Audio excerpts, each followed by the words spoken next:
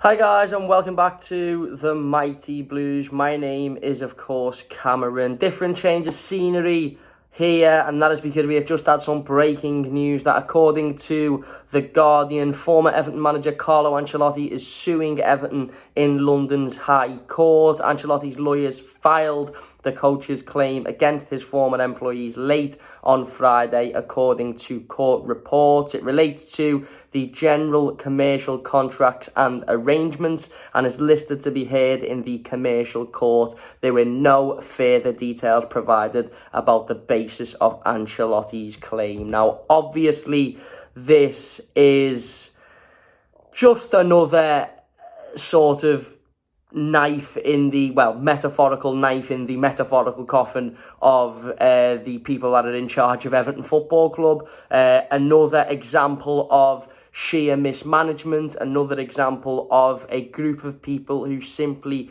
just do not understand what they are doing. And I've seen a couple of people who have been very quick to sort of have a go at Carlo Ancelotti and, not jump to the defence of the football club as such, but certainly defend the football club from a basis of why is he suing Everton. And I think the reality of the situation is, whilst I'm not Carlo Ancelotti's biggest fan, I do think his time at Everton Football Club was better than maybe some Evertonians do, and I do think that, it would have been nice for him to stay a bit longer, but I'm not his biggest fan because he did walk out and he did ultimately leave us in a position where, we had to go out and replace him, and that ended up being Rafa Benitez, and that started the whole spiral of what has been, the circus of shite for the last 2 seasons. Whilst I understand that, I also understand that Carlo Ancelotti is a very professional football manager in the sense of that he strikes me as somebody, always has struck me as somebody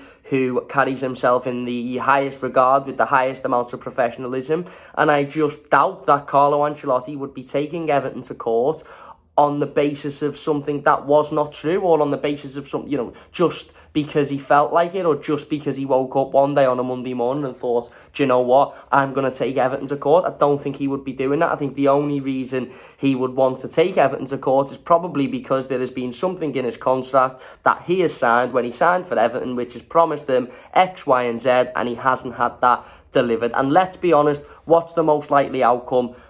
Carlo Ancelotti has just woken up one day and decided, you know what, I'm going to take Everton to court because I don't like them and I can't be bothered, and I'm going to risk my reputation and my respect as a football manager just to try and get, on the back of one of my former clubs. Or B, he actually has been promised something by Everton. He actually has been promised, whether it be financial gain or whether it be, something or another in his contract, and that promise has not been kept by the owners of this football club.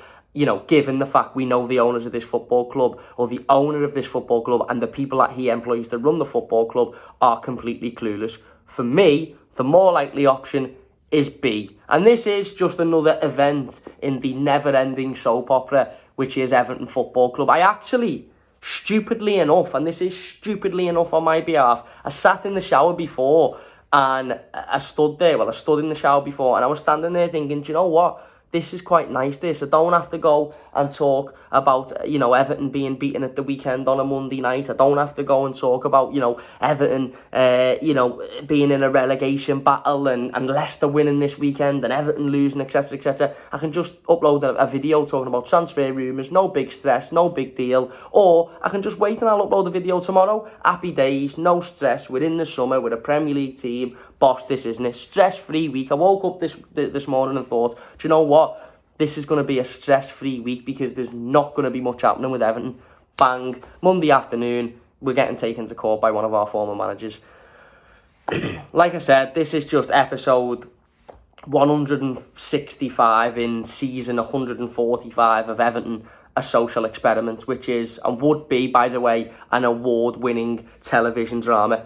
If there's a television company out there in Hollywood or whatever, why Ryan Reynolds and Rob McElhenney didn't look at Everton and think, do you know what? Instead of buying a football club that we can actually, make a success and make positive change for, why don't we just buy Everton and just film what's going on? Because they'd have made 10 times more money doing that than what they're doing with Wrexham. Because it is an absolute shambles. And what this does is this just reiterates the point that nothing will change at this football club and nothing will get better until Farhad Moshiri and his circle of clowns are as far away from our football club as humanly possible. These people do not understand how to run a football club, and it is becoming quite evident over the last year or so, given Everton's financial position, given Everton's lack of any sort of, any ambition in the market, not just the transfer market, but the market in terms of being a bigger brand, being a bigger football club, putting themselves out there more. And given this situation, which clearly shows that Everton can't get contract rights for employees, not only are these people absolutely dreadful at running a football club, but they're absolutely dreadful at running a business as well. And we all knew that anyway. But, the biggest, I suppose, defence point for people like Denise Barrett-Baxendale and Bill Kenwright at the football club is, well, okay, they mightn't be great at the footballing side, but Denise is second to none at the business side. Well, hang on. Denise was Everton's CEO, and Everton are being taken to court because one of our former managers isn't happy with something that was in his contract. Now, again, no further details have been provided. We don't know whether he's been promised something and it hasn't been given. We don't know whether, again, we don't know the full details, so this might be something that isn't at Everton's fault. But I think it's pretty safe to say we can assume that there's a fault of the football club here. Because as I've just mentioned, I don't think Carlo Ancelotti is the type of character to take Everton to court just for the sake of it, because he's got nothing else to do and he's bored. I just can't see that being the case.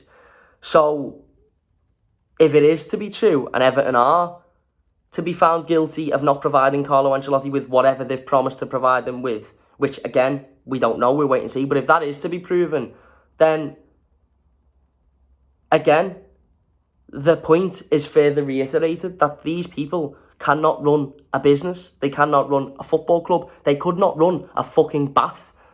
And yet, they are still here at this football club. And this goes back to my point last week when we done the season review. And I said, I'm not celebrating. I'm not happy. I'm not getting the flare out. I'll get the flare out. I'll get the ale out. I'll be celebrating when these people are moved on and when these people leave the football club. And that includes Farhad Moshiri, by the way. Farhad Moshiri is the biggest problem with this football club. People will say Bill Kenwright because he's been here for 27 years and we've won nothing in his tenure. I agree. Bill Kenwright is an absolute stain on this football club at this point. And he needs bouncing, on the very same second that everybody else gets bounced. But the biggest problem is Farhad Moshiri. Do you know why? Because he is the decision maker. Bill Kenwright doesn't keep himself employed. If Farhad Moshiri wants to, he can pick that phone up and say, Bill, you're gone, mate. I'm not happy with you. And that'd be it. It'd be done. Be absolutely done. But he doesn't. He doesn't. And as we've just mentioned with this news, clearly the people in charge of this football club are incapable of doing what is a basic practice in a business. A basic practice is employee contracts. If you write something in an employee contract and that employee contract is signed by the employee and yourselves as the employer, then you have to abide by that in law. You cannot just throw that out because the employee left unless it's stated in the contract. If that contract states that Farhad Moshiri deserves a pay rise, Carlo Ancelotti deserves a pay rise of 100 million and that's signed by both parties, then that has to be abided by. It's as simple as that. Sorry everyone, just a quick change of scenery. So, yeah, like I said, you cannot put something in an employee contract, sign that contract, have the employee sign that contract, and then not abide by that if there isn't a specific fine print to state that you don't have to abide by that in certain situations. And if there was a specific fine print to state that, then Carlo Ancelotti wouldn't be taking Everton to court because he wouldn't have a leg to stand on, and why would he want to waste his time and everybody else's time? So, yeah, there's clearly something in this.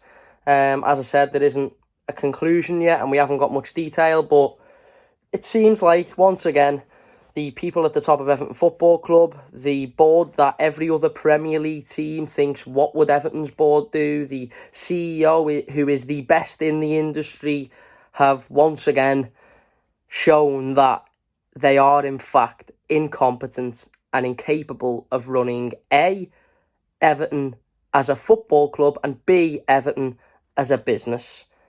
And I've said this before, and I will say it again, the biggest issue with this football club is Farhad Moshiri. Nothing will change until Farhad Moshiri and his friends, who are merely in the job because they have a good relationship with him, not because they're good at the job, not because they're exceeding expectation, not because they're hitting their targets. They're there because of their friendship with Farhad Moshiri.